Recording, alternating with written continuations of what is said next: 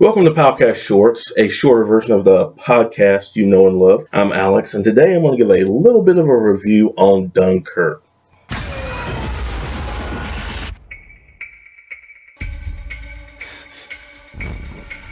Every hour the enemy pushes closer. Can't we evacuate? It's impossible.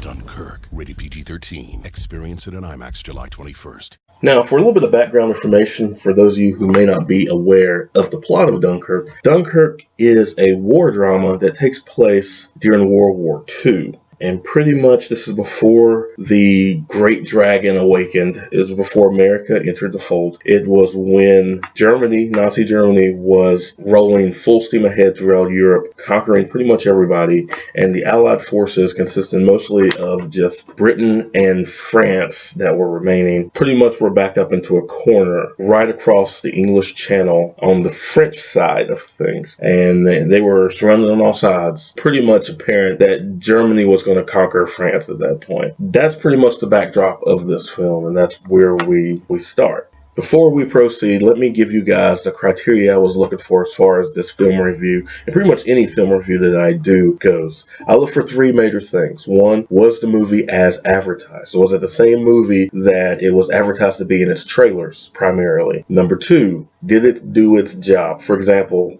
if it was a comedy, did it make me laugh? If it was a drama, did it move my emotions? If it was a horror, did I get scared? Did I jump?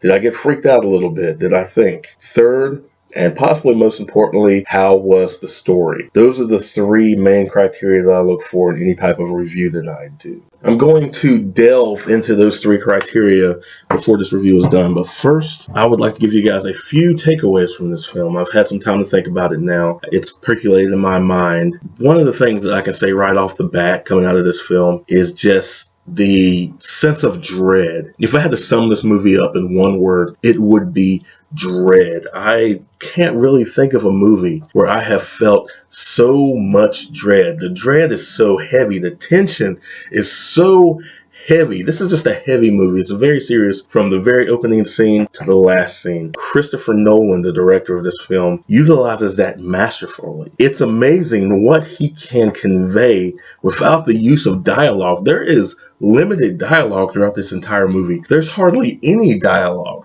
and every word that is spoken is meaningful and has its place, but there's rarely any sentences. Christopher Nolan pretty much uses the entire plot through imagery, tension, and sound.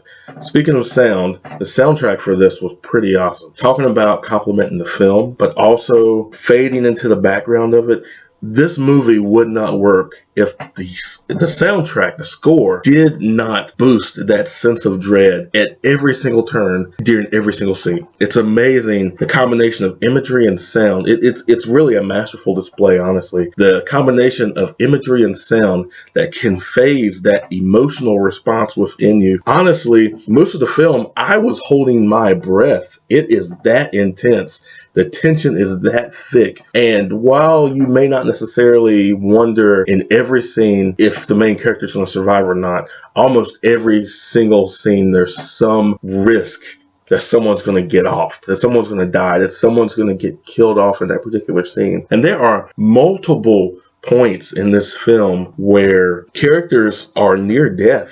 It's such an intense film. It's such this just clawing for survival, and the trauma of war that is depicted in this film is quite amazing, quite insightful. So Christopher Nolan, the actors, everybody, the I don't know who composed the score, everybody involved did such a great job on this film. Now, going back to the criteria, was it as advertised? Yes. Those trailers, those ominous trailers, where you see the guys on the bridge and you hear the sirens in the background, the air raid sirens, and then you see them just looking up. That's pretty much the entire movie. It is, you feel so helpless, and the characters are so helpless that throughout the entire movie they're pretty much subjugated and at the mercy of their enemy, and you hardly even see the enemy. You don't have to, because the way that the story is told visually by Christopher Nolan, you really don't have to see who the enemy is, even though you know who they are.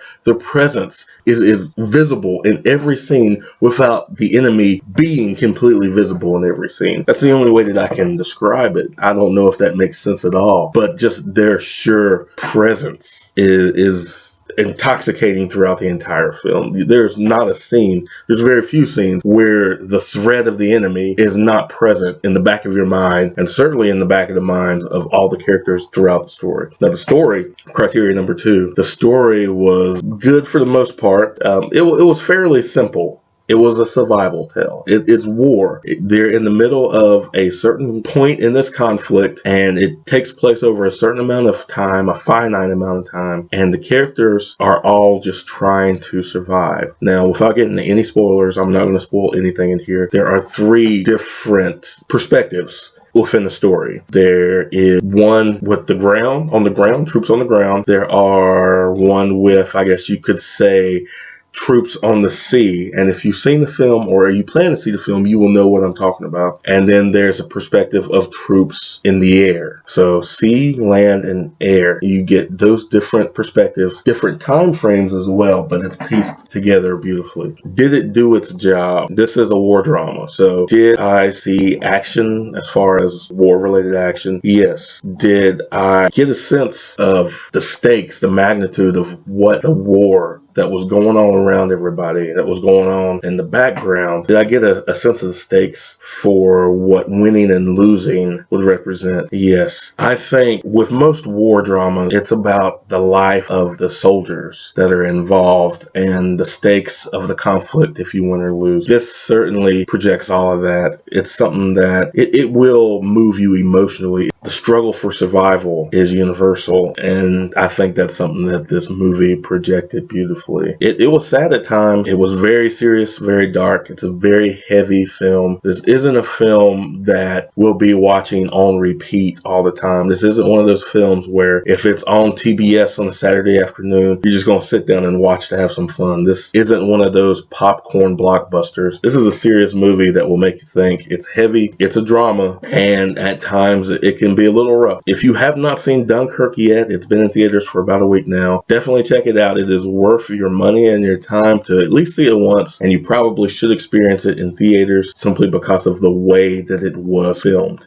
That'll do it for my review of Dunkirk. It is still in theaters, so definitely check it out if you're interested. If you like what you heard, definitely hit the like button, subscribe, and share. And also remember, we have an actual full podcast, not just these shorts. So you can find us, the POWcast Podcast, on Stitcher and iTunes as well under POWcast. Also, let me know what you think. Did you see Dunkirk? Did you like it? Do you not like it? Do you hate it? Do you hate this review? Let us know, comment below, and we will check you in the comments. Until next time, you guys take it easy.